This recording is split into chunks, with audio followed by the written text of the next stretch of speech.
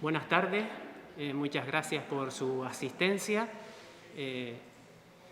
Buenas tardes, José Manuel Hernández, concejal del excelentísimo Ayuntamiento de San Cristóbal de la Laguna. Excusar la ausencia del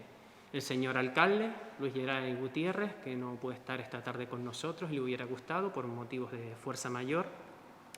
Como responsable de Desarrollo Rural, Agricultura, Ganadería y Pesca, tengo el placer y el honor de presentar en la tarde de hoy un proyecto de restauración ambiental de carácter agroecológico, agricultura y ecología unidas en un fin común. Este es un proyecto municipal innovador que contribuirá al desarrollo logístico de la reserva de la biosfera de Anaga, el sector noroeste, Tegueste, Tejina, Bajamar y Punta del Hidalgo, como pueblos referencia, y que tiene como elemento natural, estructural y vertebrador el barranco de Aguas de Dios, y que a su paso por Tejina, como ustedes saben, recibe el nombre de Barranco de la Fuente en su tramo medio y Barranco de Milán en su tramo final en la desembocadura al mar. Este proyecto trata de recuperar un terreno municipal situado justo al final de la calle La Fuente, frente al manantial y al margen derecho del barranco que recibe el mismo nombre, Barranco de la Fuente, y donde actualmente existen unos terrenos de aptitud agrícola que se encuentran en avanzado estado de deterioro medioambiental, pero que estimamos que podrían recuperarse y revalorizarse con sus respectivos elementos patrimoniales para un uso compatible y sostenible con la ordenación territorial integrado en el medio, de carácter educativo, agroambiental y de producción agroecológica, potenciando las variedades locales como frutales tradicionales de la zona. Otras acciones vinculadas con el ámbito territorial de estudio que se han puesto en marcha en el último tiempo por parte del Ayuntamiento son, entre otras, la moción aprobada en pleno por unanimidad para incoar el expediente de declaración de bien de interés cultural del Barranco de Tejina, La Fuente y Milán, y un estudio sobre la viabilidad de la ordenación y gestión del barranco Aguas de Dios, Tejina, espacio agrario y hábitats húmedos, las charcas de barro que tenemos entre el pueblo de Tejina y de Bajamar. Estos proyectos se enmarcan dentro de la estrategia de fomento de la soberanía alimentaria, la educación ambiental y la sostenibilidad del territorio en la laguna, y su plan de acción que hemos presentado recientemente y que tiene como línea estratégica el fomento de la agroecología como un sistema de producción de alimentos sostenible,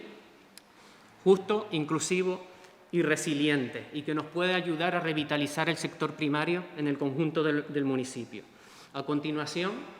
sin más preámbulos, cedo la palabra al equipo redactor de la asistencia técnica que nos va a explicar los detalles del proyecto, Bruno Pablo Barreto Martín. Muchas gracias. Y también a Arantxa Sarmiento, que la tenemos sentada aquí en primera fila. Y antes que nada, saludar también al concejal del Ayuntamiento de La Laguna, Manuel Gómez Padilla. Muchas gracias. Bueno, buenas tardes. En primer lugar, gracias a las personas por su asistencia. Lo que sí nos gustaría resaltar es que este proyecto ha tenido un enfoque temporal, la encomienda ha tenido un enfoque temporal de inicio entre marzo y abril del presente año, y la encomienda se entregó el pasado mes de octubre, un poco para que vean el trabajo que se ha realizado en ese espacio temporal. Y básicamente lo que nosotros hemos hecho es, lo que están viendo aquí es la asistencia técnica para determinar qué acciones inicialmente se deben de encaminar en el barranco de la Fuente, en las parcelas de titularidad pública del propio ayuntamiento, y también cuando llegamos in situ vimos pues una serie de características propias o problemáticas propias de carácter ambiental que no solamente se daban en el ámbito de las parcelas de titularidad pública del ayuntamiento, sino en todo el transcurso del barranco desde su delimitación con el municipio de Tegueste hacia precisamente la presa de la Fuente. Digamos que ese es el ámbito de estudio que nosotros hemos desarrollado. En lo que van a ver hoy, básicamente, pues esos antecedentes de los que les estaba comentando previamente, que es lo que nos hemos encontrado en el estudio de campo, Hemos definido un alcance propio para empezar a ejecutar esto digamos, este estudio, lo que pretende ya es que en una siguiente fase, que ya lo verán más adelante, ya se ejecute un plan de acción consensuado. Eso lo verán a lo largo de la presentación. Hemos caracterizado el espacio, evidentemente aquí han colaborado muchas asociaciones, particulares, vecinos de la zona, evidentemente, y aún así, lo que sí nos gustaría remarcar, que no es un proceso cerrado ni mucho menos, sino que se pretende que en el siguiente paso, que ya es el plan de acción, haya una marcada vocación por parte del Ayuntamiento de que haya unas jornadas de participación para propiciar, en este caso, lo que es el desarrollo de la mejora del espacio del barranco. También hemos inventariado los impactos de carácter negativo que nos hemos encontrado, en este caso, en el barranco, y al igual los positivos, que son todos aquellos valores de carácter endógeno que le pueden dar fundamento al plan de acción y que pueden articular muchas iniciativas de diferente carácter desde el punto de vista de la recuperación de los propios bancales, la recuperación ambiental propiamente y también formación relacionada o recursos relacionados en la zona que den vida, en este caso, o reactiven la dinámica del propio barranco. Finalmente, cuando ya hemos hecho este trabajo de campo de impactos positivos y negativos, pues ya hemos determinado una serie de objetivos específicos, que es lo que se ha emanado, lo que se ha hecho llegar al Ayuntamiento, para que se empiece a ejecutar, porque esos objetivos específicos, digamos que tienen, son objetivables y tienen una serie de mediciones para la consecución de los objetivos, en este caso, para cada objetivo específico, con una serie de indicadores para el seguimiento y monitoreo de los mismos, para el grado de consecución del plan. El propio plan de restauración de los bancales de la presa de la Fuente, las alternativas que hemos identificado, evidentemente la revisión de la normativa, porque es el marco que nos va a determinar qué es lo que se puede y qué es lo que no se puede hacer en el ámbito de la presa de la Fuente, en los bancales de la presa de la Fuente, principalmente porque están dentro de la delimitación de la Reserva de la Biosfera y, por supuesto, del Parque Rural de Anaga. Y, finalmente, pues una serie de documentación anexa que hemos hecho llegar al Ayuntamiento. Esa documentación, pues ahí lo que consta es la relación de contactos que hemos tenido con diferentes agentes que han participado digamos, de hacer esos inventarios y de localizar aspectos que puedan ser positivos para el futuro, para el desarrollo de las acciones del barranco, e igualmente también notificarles que esa lista no es una lista cerrada, que es una lista que se ha puesto a disposición del Ayuntamiento para seguir fomentando pues, la participación por parte de las personas que estén interesadas en este tipo de proyectos. Como les comentaba, lo que hemos hecho nosotros inicialmente es atender a esa fase 1, que es la redacción de proyectos de restauración de los bancales. A partir de ahora, el Ayuntamiento tiene una predisposición y ya se ha iniciado, en este caso, los contactos para ejecutar acciones establecidos dentro de esa fase 2, que es el plan de acción. Los contactos van directamente relacionados con aquellos fondos o atribuciones a través de fondos de recuperación y resiliencia que van a estar, en este caso, como dotación a la Administración, pero tienen que trabajar, evidentemente, conjuntamente con la Reserva de la Biosfera, del macizo de Anaga, y con el Parque Rural de Anaga. Esos contactos ya se han iniciado, ya se están trabajando en mesas, en este caso, para establecer qué actuaciones son las mejores y, por supuesto, establecer un calendario, que es lo más complejo en este caso, principalmente, por las cuestiones de erradicación de flora exótica invasora en el barranco. Finalmente, en la fase 3 ya se establecerán acuerdos en los cuales el Ayuntamiento determina si realmente sobre la titularidad de sus parcelas de titularidad pública van a seguir operando o realmente hacen una cesión a terceros para que mantengan el espacio acorde a cómo debe estar, ambiental, social y económicamente hablando. Este es un plano, básicamente, de las parcelas de titularidad pública, que muchos de ustedes sabrán dónde está la presa de la Fuente, en el final de la calle La Fuente, las parcelas que corresponden al Ayuntamiento y que tenían anteriormente un objeto derivado hacia el establecimiento de un cementerio, justamente en estas parcelas de titularidad pública. En tanto en cuanto eso, el plan director del Parque Rural de Anaga eso no lo permite por incompatibilidad de uso, pues el Ayuntamiento le ha dado una vuelta, en este caso, al planteamiento, y lo que quieren hacer es una recuperación de los bancales para hacer aprovechamiento, en este caso, de carácter agroecológico. Aquí un poco ven dónde están ubicadas las parcelas con sus referencias catastrales y las referencias del SICPAC. ¿Por qué? Porque es importante esto, porque llegado el momento para dar de alta la actividad, pues evidentemente, para pasar de la tipología de pastos, pues evidentemente hay que hacer una recategorización y solicitarla como tal para que sea un terreno productivo.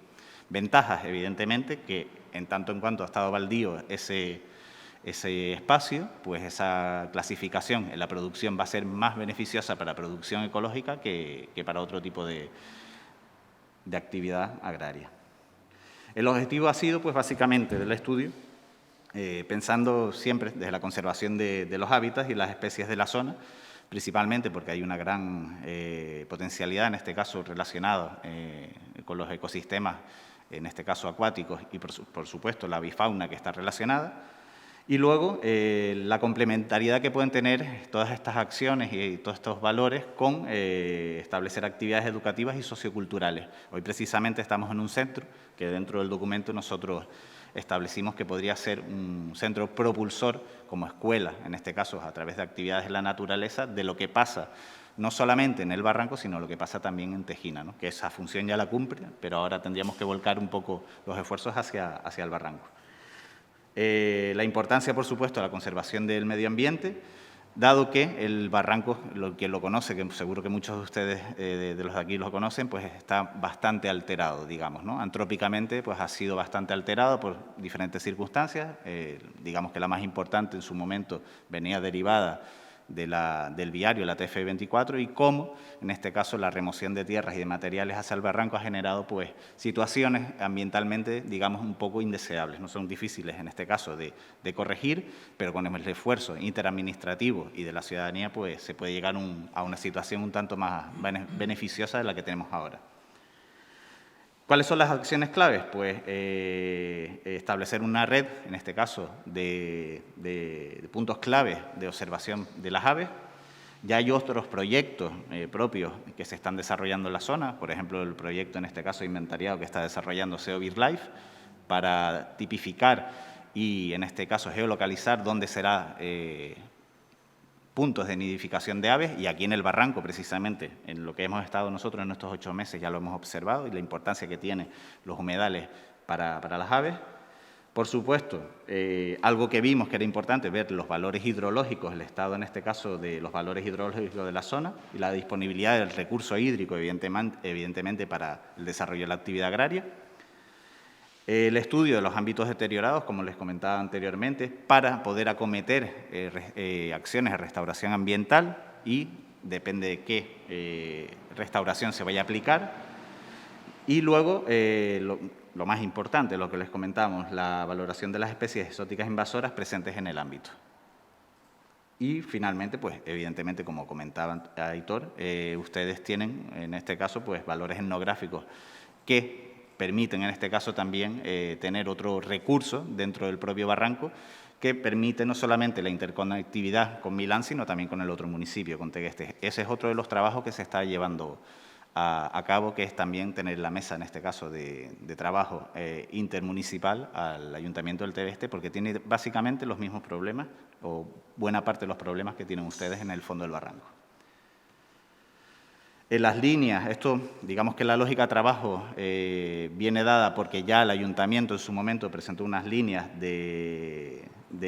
acción marcadas dentro del Plan Reactiva Canarias, donde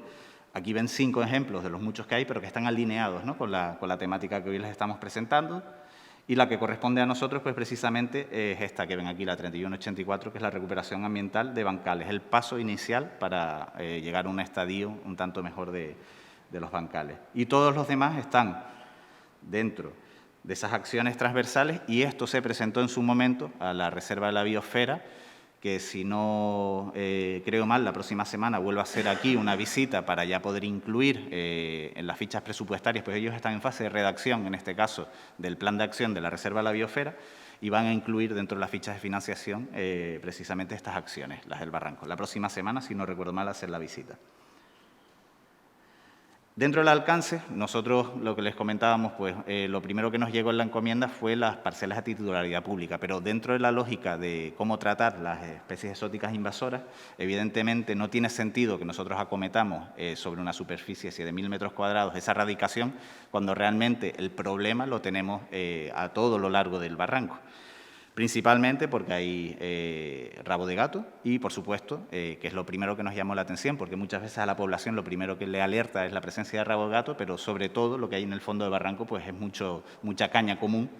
que potencialmente es bastante peligrosa en este caso para, según cuestiones como, por ejemplo, propiciar incendios, en este caso, forestales. Forestales por la proximidad, se me entienda, por la proximidad, en este caso, a la zona de riesgo de incendio que está determinada precisamente en Tegueste, que está muy cerca. Por lo tanto, lo que hicimos fue evaluar el estado de conservación del espacio, realizar una ponderación de propuestas para acotar las etapas, ¿no?, en este caso, del proceso de recuperación natural, y al final de lo que iba a ser esas parcelas nos hemos ido a un ámbito casi de 1 kilómetro de acción, de lo que es el límite municipal, que es esa línea amarilla, límite municipal de San Cristóbal de la Laguna, con Tegueste, hacia precisamente la presa de la Fuente.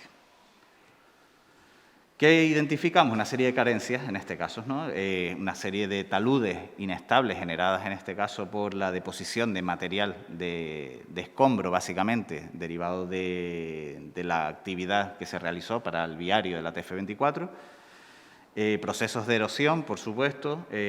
afección a los recursos hídricos, la posible afección de vertidos contaminantes, en este caso, porque todavía a día de hoy hay muchas viviendas que no están conectadas al colector principal y hay pozos negros, y con lo cual eso que nos remite que habrá que hacer pues, unas analíticas del estado de situación de las aguas para evitar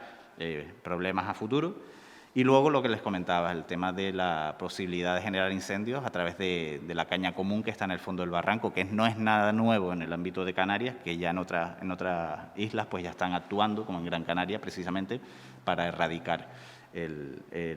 la caña común. También la productividad del suelo, ver en este caso cómo está la productividad del suelo de las parcelas de titularidad privada, del ayuntamiento, y luego qué factores socioeconómicos se deben de dar, qué cooperación tiene que haber en este caso por parte del ayuntamiento con otras entidades o con particulares incluso, ¿no? Ya saben que hace poco el ayuntamiento ha activado el Banco de Tierras, digamos, esta sería una posible también parcela susceptible de poner, en este caso, a disposición de terceros para su producción. Y luego, por supuesto, derivarlo todo eso al proceso de restauración, ver cómo ecológicamente podemos estabilizar el suelo, cómo podemos generar más productividad en ese suelo, cómo está el estado biológico del suelo. El aprovechamiento de los recursos existentes en el área de estudio también los hemos punteado, hemos hecho pues, una georreferenciación de todo lo que hay alrededor. La revegetación, cómo vamos a acometer esa revegetación, en este caso la introducción de herbáceas de rápido crecimiento y reintroducción de vegetación propia, en este caso, de este piso basal. Y sobre todo, esto es muy importante, que es lo que hemos identificado durante todo este tiempo, la colaboración con terceras partes, como el Cabildo, para poder disponer de masa vegetal cuando llegue el momento, en este caso, de hacer la reintroducción de especies post eliminación de invasoras. Eso es un proceso que es bastante delicado, en tanto en cuanto se tiene que acometer muy secuenciadamente y principalmente erradicar para que no vuelvan a prosperar, y tiene que haber materia vegetal disponible para hacerlo sobre la marcha. Y, por supuesto, el seguimiento de las acciones. Esta es básicamente, no me voy a detener mucho en la metodología, aquí pueden ver qué es lo que hemos trabajado, pues hemos determinado cuáles son esas unidades ambientales, hemos identificado y diferenciado esos mosaicos de unidades ambientales, el grado de evolución ecológica de cada unidad ambiental,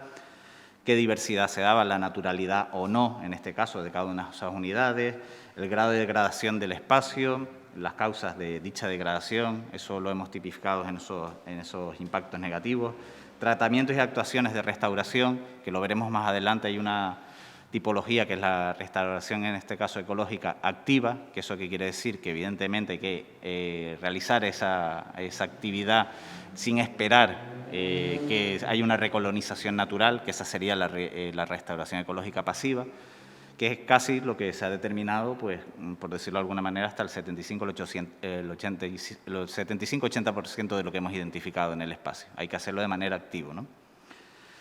Las características bióticas, que es el inventario de flora y fauna, y abióticas también. Todos los recursos, agentes locales, también los grupos de interés que están implicados y que se deben de implicar. Problemas fuera del ámbito del espacio, por eso decíamos la delimitación no solamente se ceñía a las parcelas de titularidad pública. Todo esto acompañado de una representación cartográfica para que el ayuntamiento pudiera hacer las consultas pertinentes y supieran dónde están todos los problemas.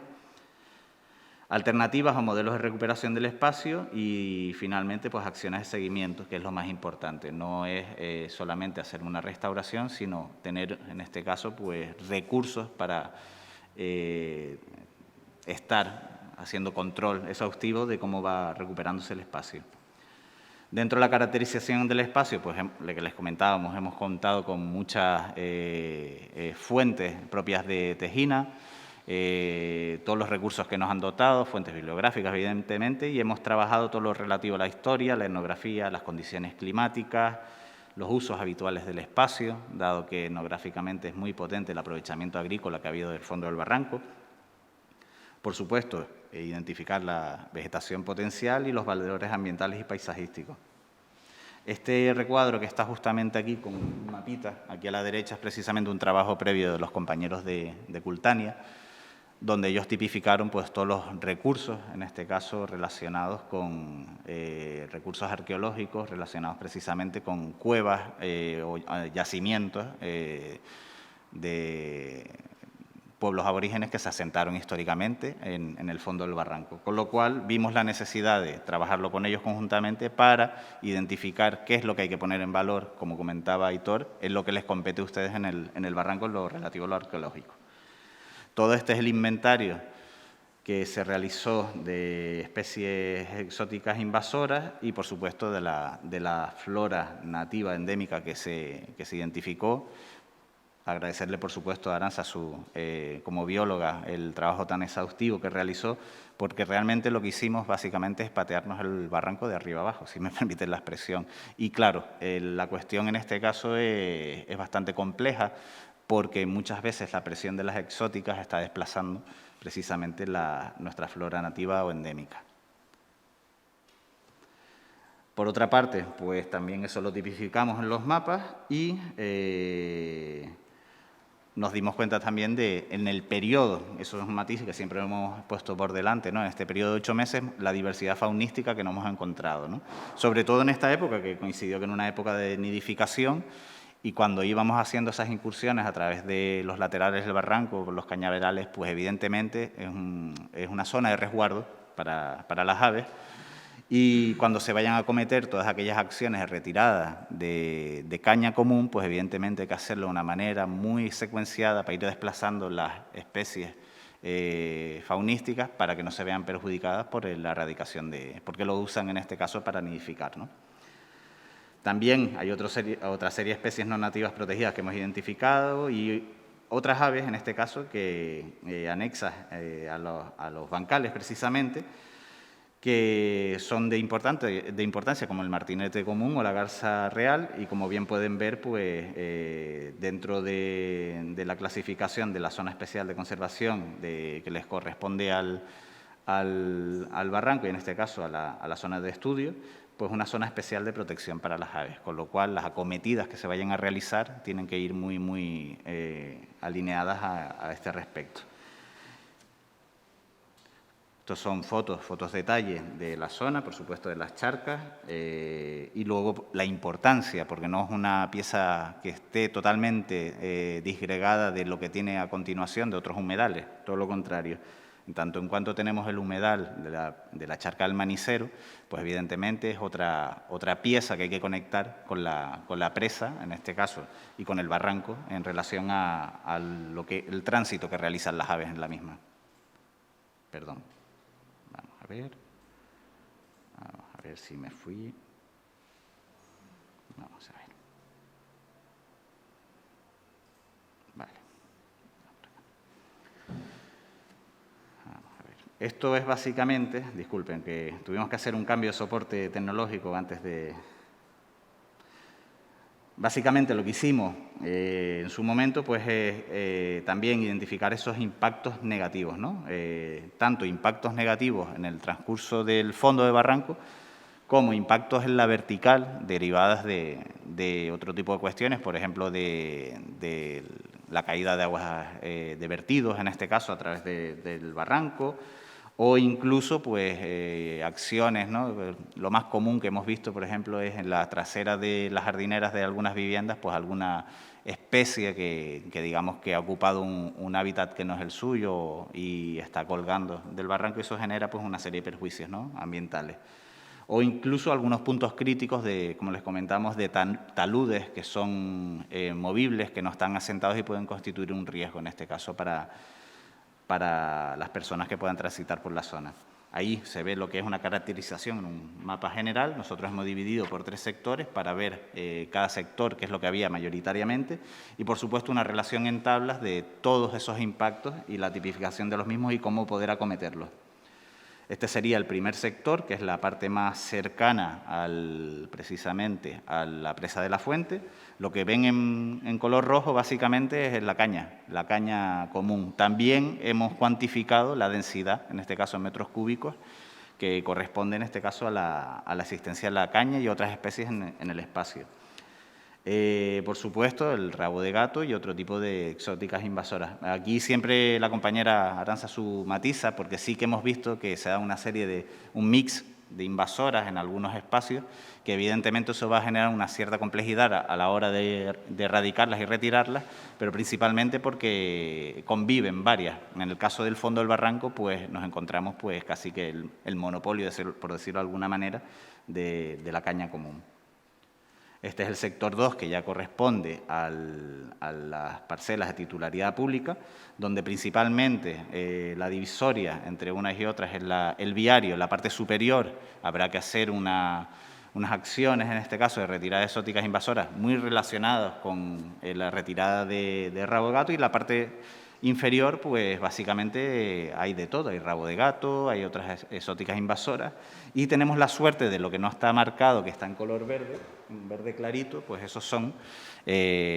una recolonización natural que se ha dado, en este caso, a través de población de cornical, ¿no? Entonces eso, evidentemente, si ya ha empezado su dinámica a funcionar de manera positiva, no se debe de tocar. Los puntos críticos, ya les digo, sobre todo relacionados con la remoción de suelo y la afección que eso genera, taludes inestables. Y en la última sección, pues tenemos una serie de puntos críticos muy parecidos, relacionados con impactos verticales, como les comentaba, incluso algunos desechos vegetales que se tiran por la parte trasera de las viviendas hacia el barranco, o en este caso, donde hay una zona tipificada o catalogada, en este caso como un recurso arqueológico, pues se está desarrollando una actividad que en algún momento habrá que negociar en este caso con las personas que están desarrollando esta actividad, para una relocalización para no afectar sobre el recurso, que es justamente en la delimitación con el municipio de Tegueste, de la cabecera, por decirlo de alguna manera, la cabecera municipal. Lo mismo, la caña común, ya les digo, está afectando al fondo del barranco, y aquí la particularidad es que hay una comunidad, un ambiente, en este caso de palmera canaria, que se ve un poco agobiado, por decirlo de alguna manera, o está en competencia directamente con la caña común. Hay unos ejemplares que son bastante importantes, pero lo que predomina a su alrededor es la caña, entonces eso hay que tratarlo. Puntos críticos que no hemos encontrado, pues esas especies invasoras, la inestabilidad de taludes que comentábamos, algunos bancales de piedra deteriorados. La suerte de los de titularidad pública del ayuntamiento es que están en buen estado, salvo en algunas secciones, y se tendrá que actuar en este caso por parte del ayuntamiento para restablecerlos. Eso se ha cuantificado, se ha pedido presupuestos también a empresas en este caso, para que el ayuntamiento o el consistorio sepa cuál va a ser el coste, en este caso, de ejecución de esos bancales. Los vertidos con posibles aportes contaminantes al cauce, también se han pedido presupuestos a empresas para analíticas de aguas, principalmente porque una de las acometidas dentro del barranco es que la gente pudiese transitar ese manantial de la fuente, pero claro, evidentemente hay que ver que el estado del agua pues, esté en buenas condiciones para no tener un problema de carácter sanitario. Y fuera del espacio, pues lo general que hemos encontrado, especies exóticas invasoras, la caña que les comentaba, vertidos, y en relación al mapa que ven a mano derecha, justamente esa malla de color naranja, esa es la zona de alto riesgo de incendio forestal, que como combustible la caña es bastante facilitadora, en este caso, para en el fondo del barranco poder tener algún problema de este tipo, que no es la primera vez que pasa en el ámbito de Canarias, y es una cuestión de proximidad al núcleo de Tegueste, pero que, bueno, que básicamente el núcleo de Tegueste a la reserva de la biosfera, en un tramo lineal, digamos, sobre mapa, no discurre más de 500-600 metros. Entonces, claro, esto puede ser un problema futuro que evidentemente hay que trabajar entre ambas administraciones. Los impactos positivos, pues todos esos valores naturales que hemos identificado, la buena capacidad de recuperación del hábitat potencial del espacio, si se actúa debido o acorde a lo que van a establecer el comité científico también, que esa es otra de las cuestiones importantes. El comité científico, en este caso del Parque Rural, determinará cuándo se va a actuar, cómo se va a actuar y el espacio de tiempo. Y luego, por supuesto, de la mano de los ayuntamientos tendrán que trabajar conjuntamente, porque se prevé, que es lo que se ha iniciado, que cuando se vayan a acometer las cuadrillas partan, en este caso, de los recursos que va a poner a disposición el propio Parque Rural. Por supuesto, los bancales que les comentaban están en muy buen estado. Realmente algo que hay que aprovechar, no es una iniciativa que sea pionera, todo lo contrario, esto ya se inició hace bastantes años atrás en La Gomera, esa política de recuperación de bancales, principalmente para la recuperación, en este caso, de lo que son proyectos de agrosistemas, de la relación del agrosistema, del bancal como agrosistema con el territorio. El cauce del barranco tiene muchas posibilidades de restauración, aunque los trabajos, y esto hay que matizarlo, esto no es de hoy para mañana, van a ser trabajos bastante largos, en este caso, bastante latentes. Y luego otra de los beneficios que ese espacio está dentro de la Reserva de la Biosfera y del Parque Rural de Anaga, con lo cual el soporte, algo que no pasaba anteriormente, es que antes no había ficha presupuestaria. El Parque Rural de Anaga sí puede ejecutar según qué acciones, pero la Reserva de la Biosfera es relativamente joven en el macizo de Anaga, en relación a otras como la de La Palma. En este caso, pues tiene unos 6-7 años digamos, de antigüedad, ¿no?, de maduración. En cambio, La Palma pues lleva sus 30-35 años aproximadamente, pero ya van a haber fichas, en este caso ya hay estimación de presupuestos para la recuperación de todo lo que está dentro del marco de la Reserva de la Biosfera. Luego, lo más importante desde nuestro punto de vista desde el primer día que llegamos, que el lugar es accesible para realizar diferentes actividades. Es muy accesible. Eso tiene un punto a favor, que es precisamente eso, y luego el punto en contra es cómo podemos limitar o no la accesibilidad, porque al fin y al cabo, si van a ser parcelas que se van a poner en producción y hay vecinos, en este caso, que les sirve como algunos accesos, como serventía a su propiedad, pues hay que tener también una suerte de divulgación, en este caso, hacia la ciudadanía en general, de dónde se están metiendo y en relación a la compatibilidad de usos para el mismo, ¿no? Y, por supuesto, una estructura social que hemos visto muy dirigida a la participación, que es lo que hay que propiciar ahora. Esto es un matiz muy importante, antes lo comenté, el tema de iniciar un proceso de participación, porque aquí Tejina tiene mucho músculo en relación a las actividades o a las asociaciones que ya desarrollan divulgación y puesta en valor del territorio y de lo que es el patrimonio etnográfico, cultural, como por ejemplo las Fuentes de Tejina, la Avenida Las Tres Calles, que son elementos desde nuestro punto de vista, son totalmente claves para incorporar en el proceso de participación, al igual que otros colectivos que se quieren incorporar o que ya estén realizando trabajos como SEO BirdLife, que realmente pueden aportar mucho valor al espacio. Este es el mapa de recursos de todo lo que hemos identificado. Seguro que ustedes, los que son de aquí, identificarán muchísimo más. Todo, digamos que es un mosaico de todo lo que puede tener una interconexión en relación al barranco y que puede dotar de servicios al barranco y al revés, el barranco verse beneficiado por una relación de proximidad. Por ejemplo, los colegios que están muy cercanos, este centro que podría desarrollar actividades relacionadas como una escuela de la naturaleza, ¿no? Que es algo que sería muy interesante. O otro tipo de actividades relacionadas con el senderismo, ¿no? Hay senderos que ya están tipificados y lo importante en este caso pues hacer una puesta en valor cuando ya el espacio del barranco esté en su estado óptimo, digamos. Tanto de lo mismo de otras perspectivas, esto es un levantamiento en 3 dimensiones para que se pueda observar también con unas fotos en este caso de todo lo que se ha identificado y por supuesto la mesa de tejina y la tejinetilla son recursos de interés, por supuesto, todo lo relacionado con los humedales, los colegios, los propios senderos que transcurren entre municipios y, por supuesto, todo lo que es el patrimonio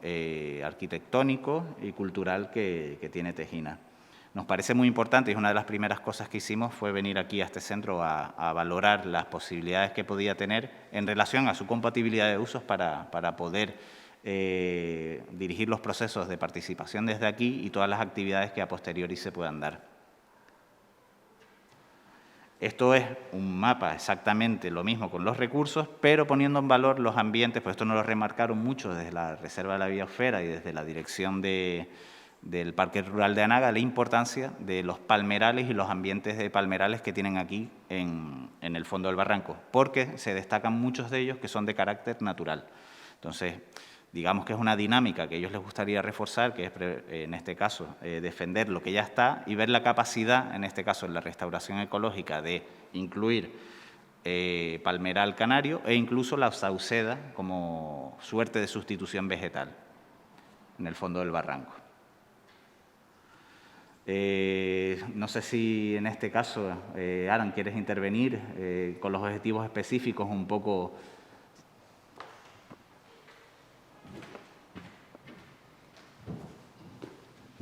Bueno, buenas tardes a todos. Yo creo que quizás nombrarlos todos no, porque es como muy extendido, pero sí explicarles la estructura un poco del estudio. Como pueden ver, en la primera columna identificamos cuál sería el elemento clave afectado de este estudio, ¿vale? En este caso, por ejemplo, están viendo que uno de los elementos afectados serían los valores naturales del propio espacio y a continuación en las siguientes columnas definimos objetivos generales y específicos. Otra cosa que también incluimos en esta tabla son los puntos críticos, es decir, aquellas zonas, aquellas fases del trabajo de restauración o de las siguientes fases en las cuales puede haber algún indicio de que si no se acomete bien o si no se tiene en cuenta bien este punto crítico, el proyecto de restauración y las siguientes fases se puede ver perjudicado. Luego, las actuaciones específicas o las medidas que harían falta para desarrollar este objetivo específico en concreto. Y luego una serie de indicadores de seguimiento que a veces en los proyectos de restauración nos olvidamos de incluir. El poder seguir a lo largo de todo el proceso las acciones que se han aprobado para ver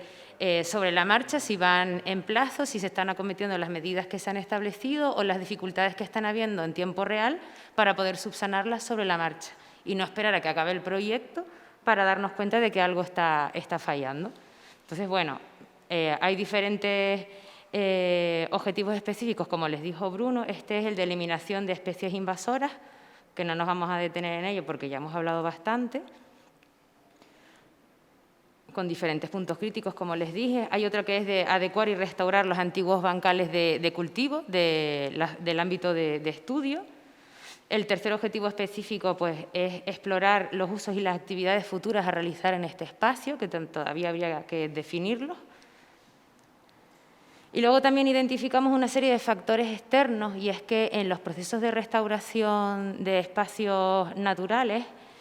no podemos tratar el espacio objeto de estudio como si fuera algo hermético, es decir, en la naturaleza no existen esas barreras, no existen esos límites de esto es titularidad pública y esto es titularidad privada, y por lo tanto es importante en los procesos de restauración que se tenga en cuenta la globalidad del área ambiental que se está estudiando y no solo reducir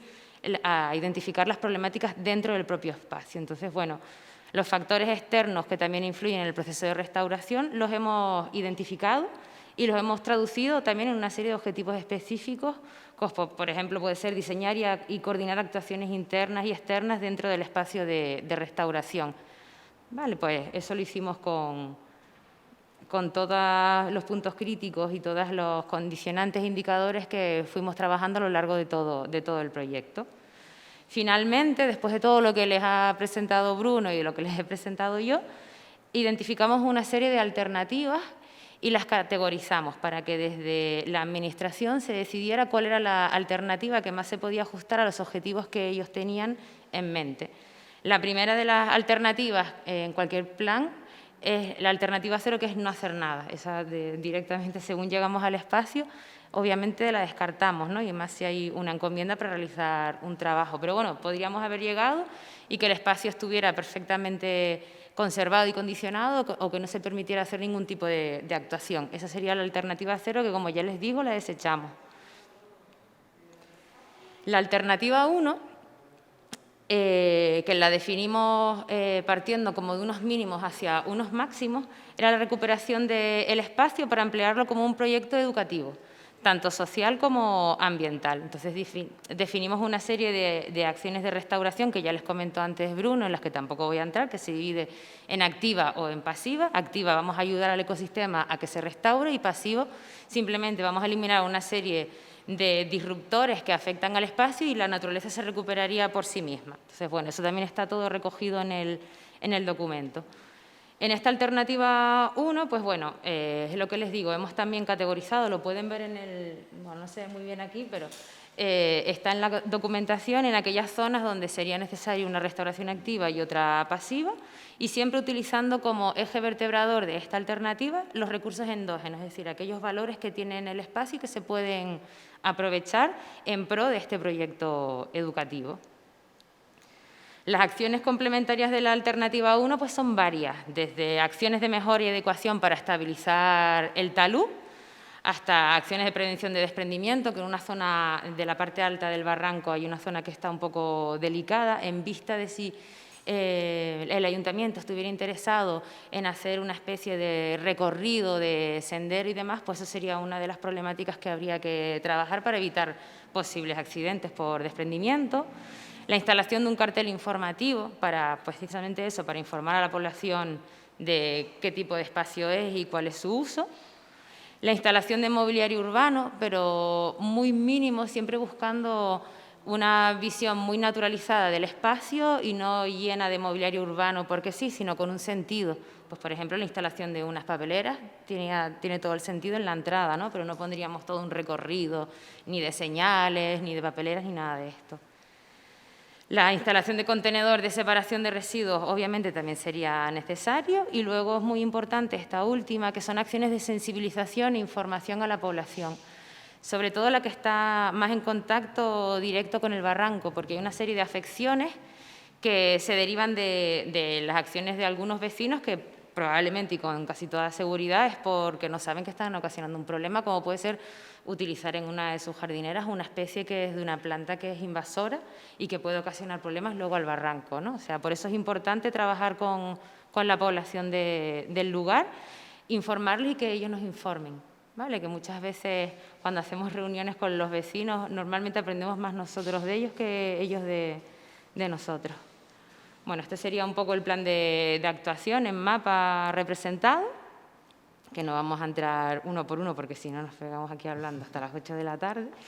Y esta es la alternativa 2, que yo creo que la puedes explicar mejor tú. Recuerden que descartamos la alternativa 0 y luego propusimos otras 3 más. La primera ya está explicada y ahora les cuenta la siguiente. Gracias, Alan. Bueno, la segunda, la alternativa 2, es directamente el uso del espacio para producción agroecológica, en tanto en cuanto ya el ayuntamiento había manifestado su intención de poner en valor sus parcelas de titularidad pública, y en este caso pensando en variedades de semillas locales. Lo que nosotros hicimos, que es lo que ahí está reflejado en ese mapa, es ver cuál es esa superficie agraria útil donde realmente se podía intervenir, ¿no? Reclasificando, digamos, o zonificando una serie de parcelas dentro de esas parcelas de titularidad pública, porque lo que está fuera de esa malla roja es recolonización ya de carácter natural. Entonces, no vamos a tocar cornicales, es más, en Reserva de la Biosfera y el Parque Rural de Anaga nos dijeron es que no procede, en tanto en cuanto eso ya está así, pues evidentemente es una dinámica natural que no hay que tocar, ¿no? Pero sí nos encontramos que teníamos una superficie agraria útil de casi una fanega. Entonces, claro, evidentemente esto lo podemos poner en producción,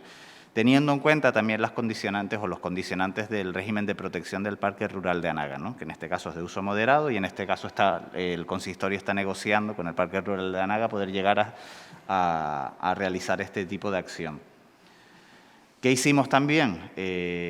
Pues ya un pequeño diseño, un diseño en este caso de una red de riego, precisamente con esa red principal y las redes secundarias, para establecer cuál sería el marco de plantación, qué especies se podrían incluir dentro de esas variedades locales y también un plan B, dependiendo de la disponibilidad de materia vegetal, porque se pretende que se pueda suministrar desde el CCBAT como primera opción ese material vegetal.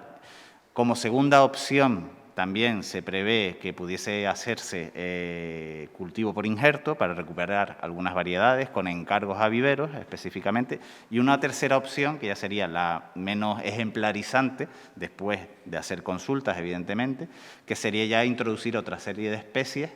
compradas en producción ecológica a viveros próximos. Eso también se incluyó. El marco de plantación sería en torno de un 4x4 o 5x5 y aproximadamente, pensando en frutales, se identificaron aproximadamente unos 320, 330 pies, digamos, ¿no? Para introducirlos. Muy importante, otra red de colaboración que les comentábamos, el Centro de Conservación de la Biodiversidad Agrícola de Tenerife, y curiosamente también se ha incorporado hace poco el interés por parte del Seminario Permanente de Agricultura Ecológica de la Escuela de Ingeniería Agraria de la Universidad de La Laguna para también, por lo menos, acercarse, en este caso, en su manejo, ¿no? En el manejo que ellos desarrollan en producción ecológica, a este tipo de proyectos para ver si tienen cabida. Sería, la verdad, que una aportación bastante interesante. Por supuesto, anteriormente, la importancia radica también, en este caso, el acceso al agua, con lo cual, evidentemente, desde el Ayuntamiento se está explorando la posibilidad de tener agua a través de la comunidad de regantes, en este caso del pozo, o bien que sea a través de Valten, dándoles paso en este caso para poder tener su suministro de agua, precisamente a través de esta tubería principal, en esa T que bien ven, justamente en el cruce de las T, donde iría el enganche de agua, que digamos que hemos buscado la cota, o en este caso el más propicia, precisamente para abaratar un poco también el tema de costes, ¿no?